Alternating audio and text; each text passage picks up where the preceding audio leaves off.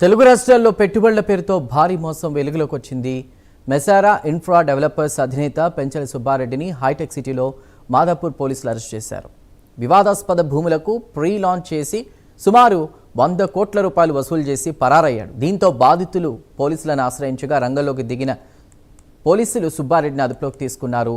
తెలుగు రాష్ట్రాల్లో సుబ్బారెడ్డిపై పలు కేసులు కూడా నమోదయ్యాయి. అలాగే తెలంగాణ రాష్ట్ర వాల్మీకి ఫెడరేషన్ చైర్మన్ గట్టు తిమ్మప్పను కూడా మోసం చేసిన కేసులో సుబ్బారెడ్డి ప్రస్తుతం నిందితుడిగా ఉన్నాడు. ప్రస్తుతం నిందితుడిని అదుపులోకి తీసుకుని అధికారులు విచారిస్తున్నారు.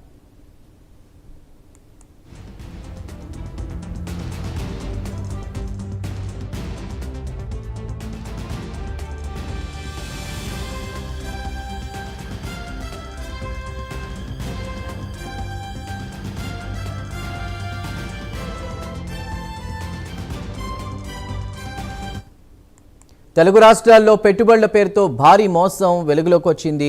మెసారా ఇన్ఫ్రా డెవలపర్స్ అధినేత పెంచల సుబ్బారెడ్డిని హైటెక్ సిటీలో మాదాపూర్ పోలీసులు అరెస్ట్ చేశారు.